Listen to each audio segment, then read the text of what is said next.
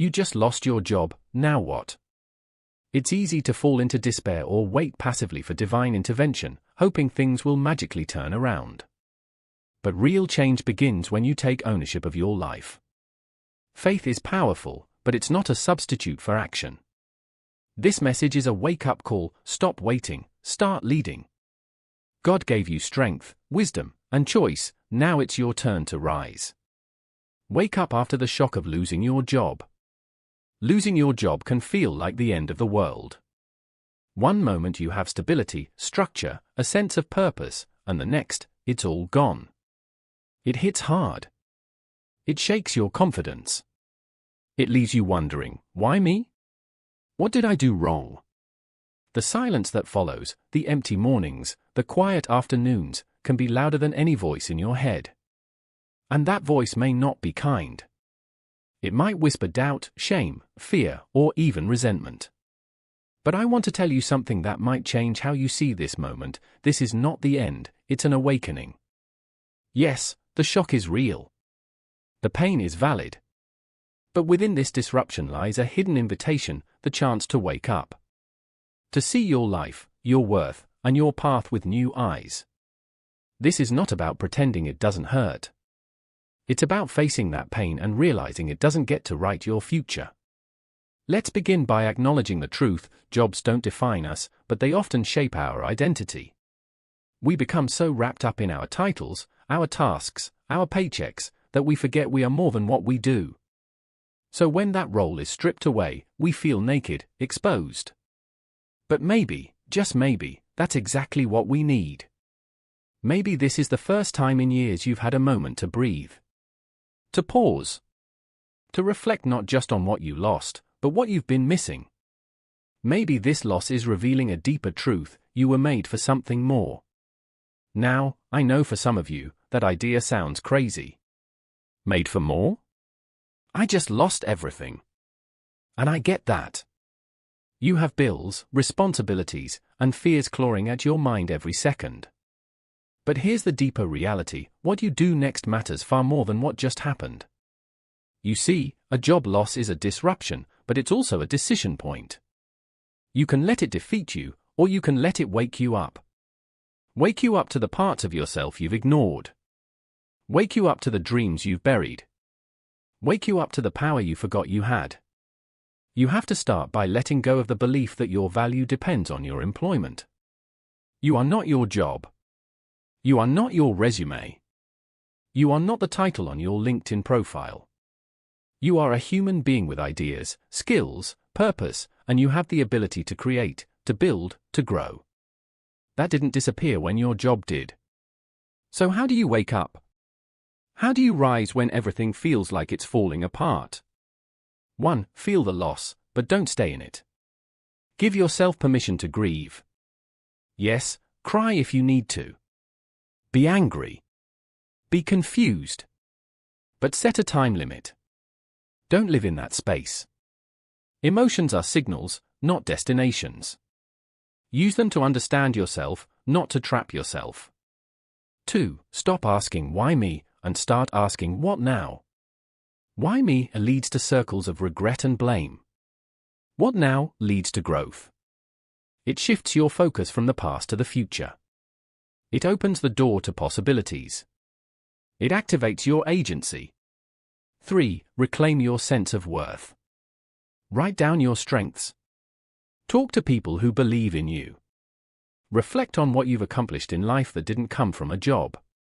Remind yourself that you are capable and that no layoff can erase your potential. 4. Look at the opportunity within the interruption. Maybe this is the time to start that side project you've always postponed. Maybe it's the perfect moment to learn a new skill, pivot industries, or finally pursue a dream.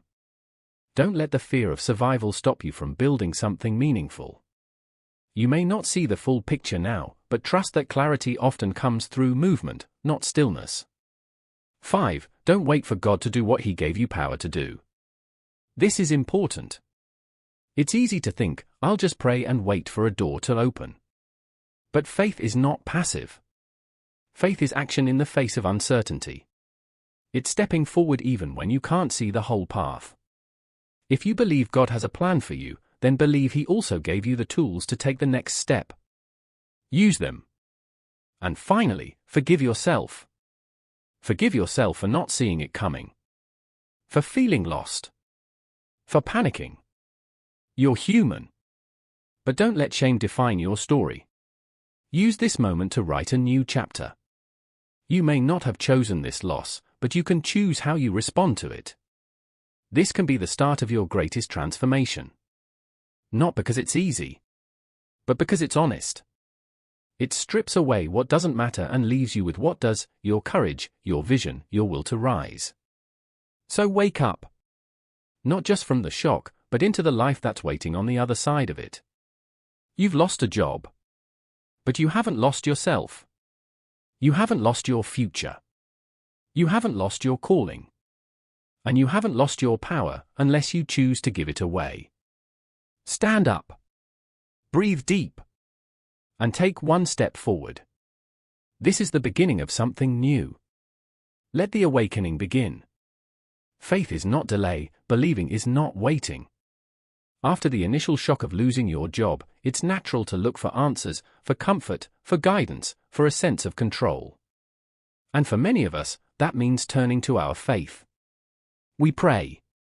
We ask for signs. We hope for a breakthrough. But here's the hard truth: too often, what we call faith is actually fear in disguise. We say, "I'm waiting on God." But what we really mean is, "I'm too scared to act. I'm too hurt to try again. I don't know what to do next, so I'll just do nothing and call it trust." Let's be clear, faith is not sitting still.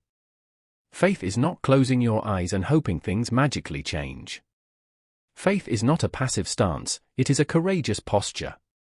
Faith is movement. It is obedience in the absence of clarity. It is doing what you can, where you are, with what you have, even if you're afraid.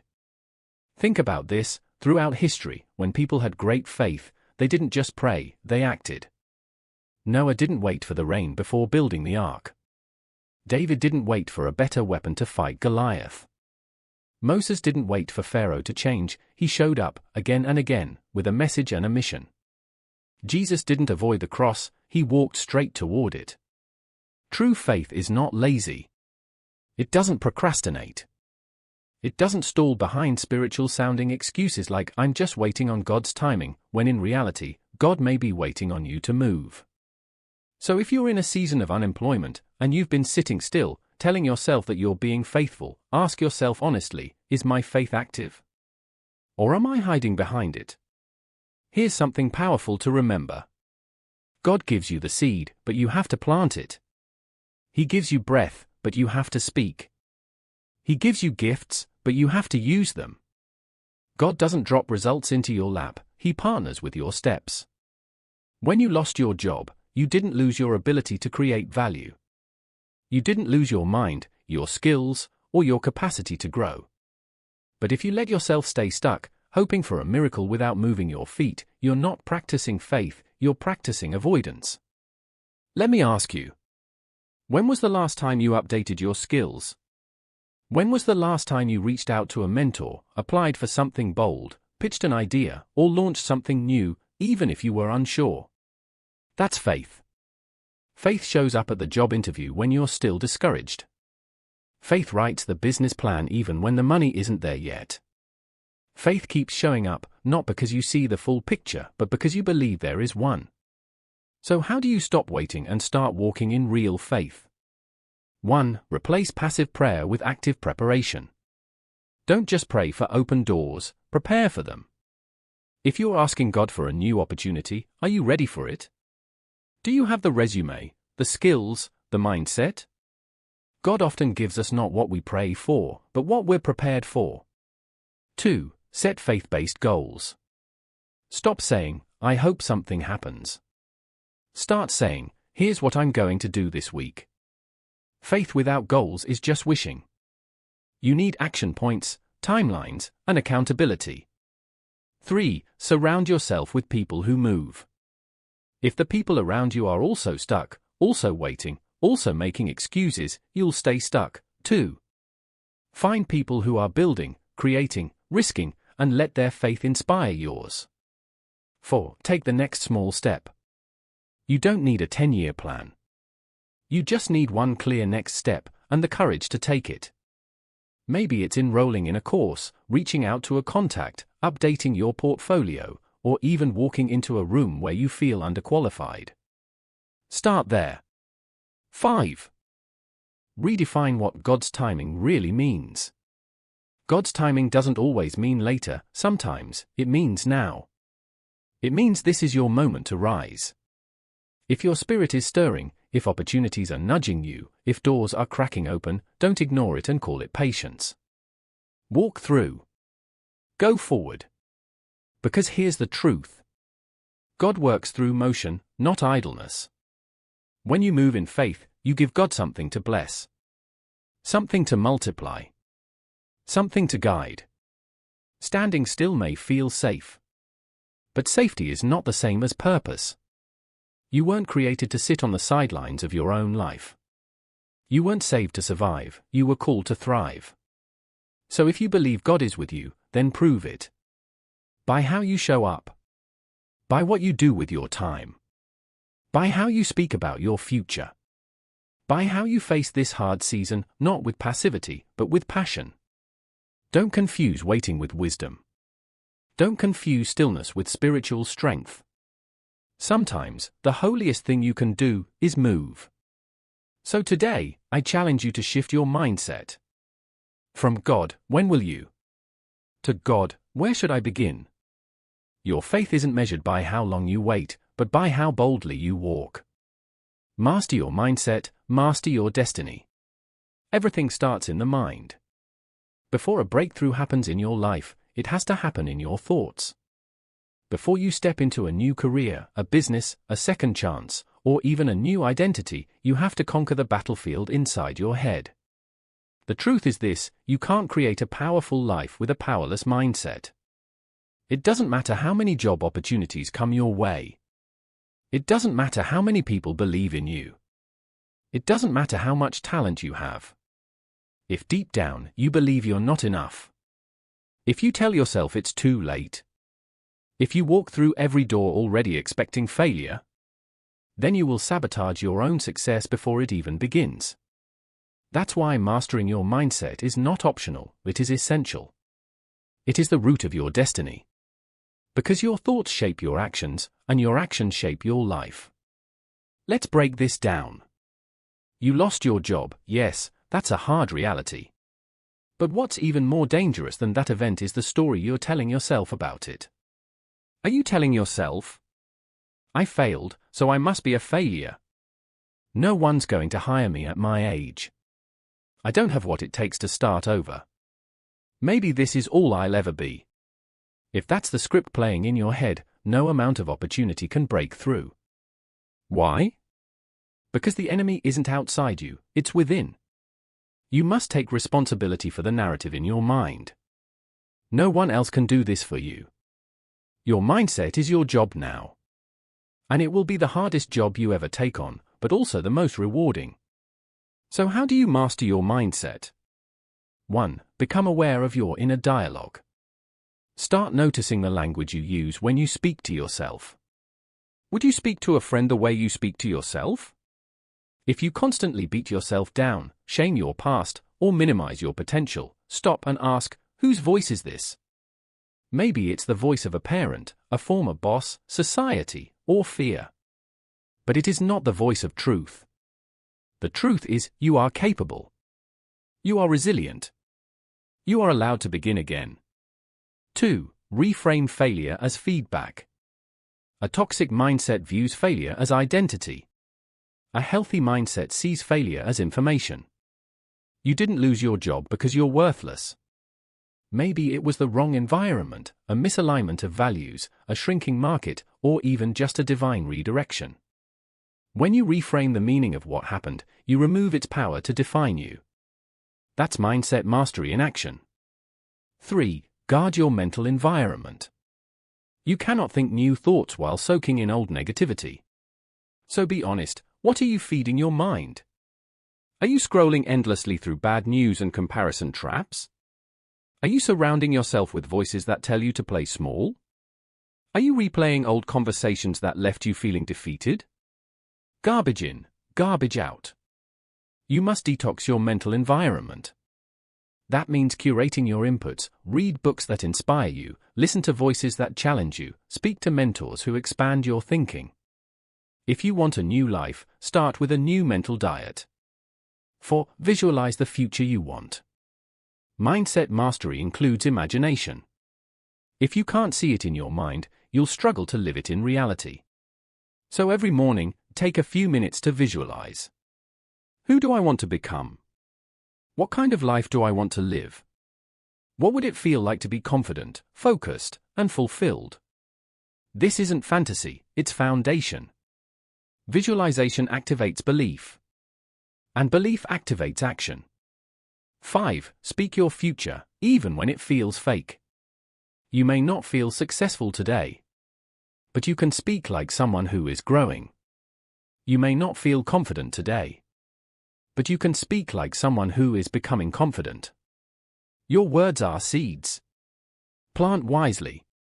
Start saying, I'm learning every day. I have value to offer. This season is preparing me for something greater. I choose to believe in what's possible, not just what's visible.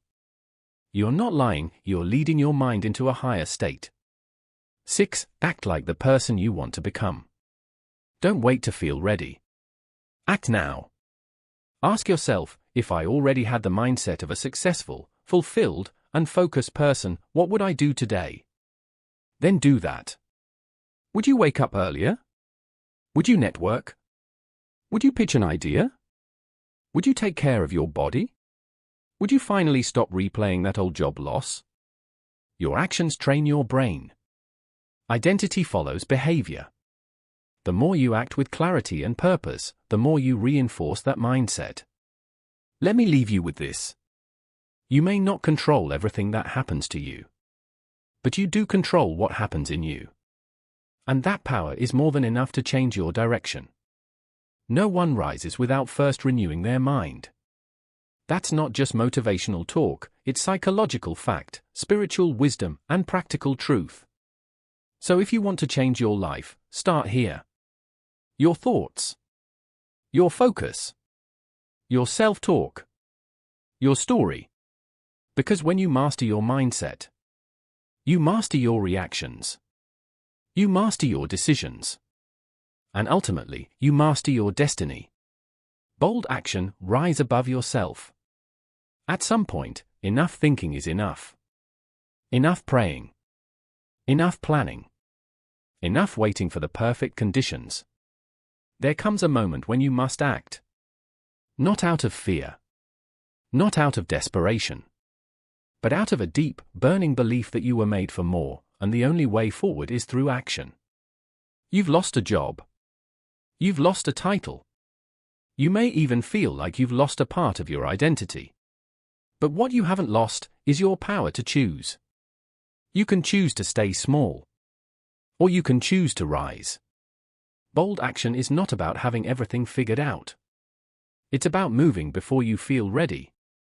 It's about saying yes to growth, even when comfort says no. It's about pushing forward when no one is clapping yet, not even you.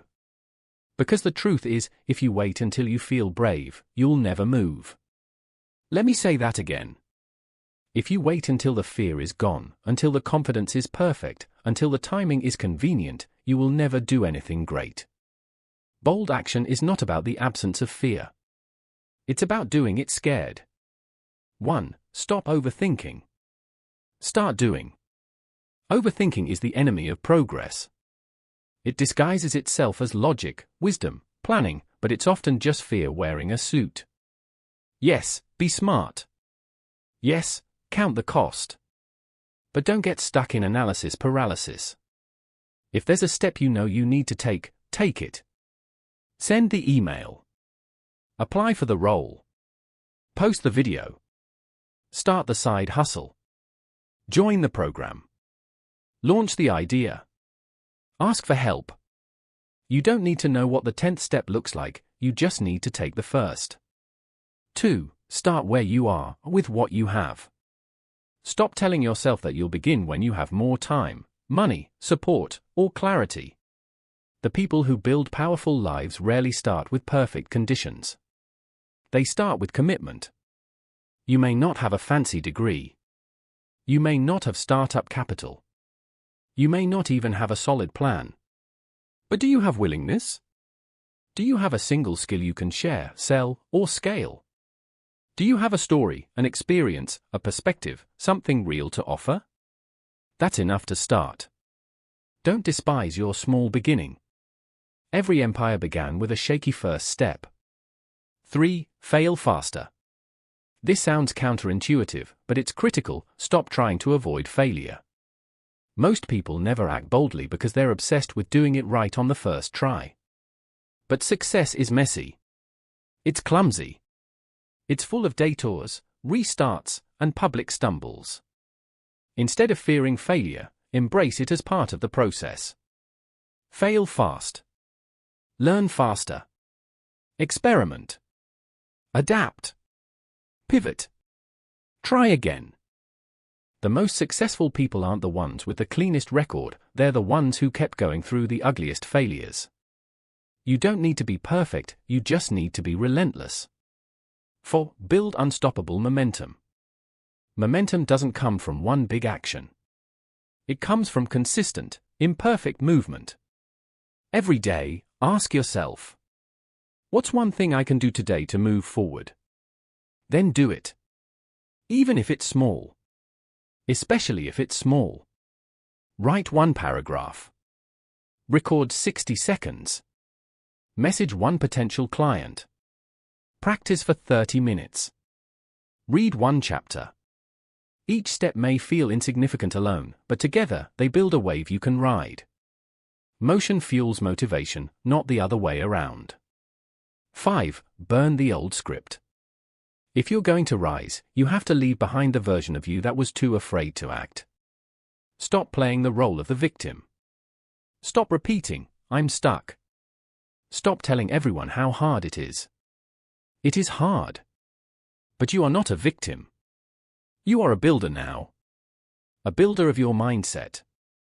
A builder of your future. A builder of your legacy. You don't need sympathy, you need strategy. You don't need pity, you need power. And that power is released through action. Listen carefully. The version of you that is bold, powerful, focused, and free, that version is already inside you. It's not waiting to be downloaded. It's waiting to be unlocked. Action is the key. You may still hear the voice of fear. That's okay. Don't let it drive. Don't let it decide. Let your vision speak louder than your fear. Let your faith move faster than your doubts. Let your courage be louder than your excuses. You don't need a miracle, you need movement. You don't need a savior, you need to stand up and lead yourself. You don't need permission, you already have power. So today, not tomorrow, not soon, today, choose to rise. Make the call. Send the pitch. Show up again. Whatever you've been avoiding, face it. Whatever you've been dreaming of, chase it. And when someone asks you, years from now, how you turned your life around after losing everything, you'll be able to say, I stopped waiting. I started building. I chose bold action. And I rose above the old me. Take the wheel, your life is waiting. Losing your job may have shaken your world, but it doesn't have to define your future. What defines you is what you choose next. You can keep waiting for a sign, for a miracle, for someone to come save you. Or you can wake up, look in the mirror, and decide, I will not stay down. I will lead myself out of this. Yes, have faith. Yes, pray. But remember, faith without action is just hope without legs. God has given you the tools. Now it's your turn to build. The job may be gone, but your purpose isn't. The door may have closed, but the road is wide open. So stop waiting. Stop blaming. Stop hiding behind the excuse of timing or fate or fear. You are not powerless. You are not forgotten. You are not finished. The pen is in your hand now. Write the next chapter with boldness. Because your life is not meant to be endured, it's meant to be owned.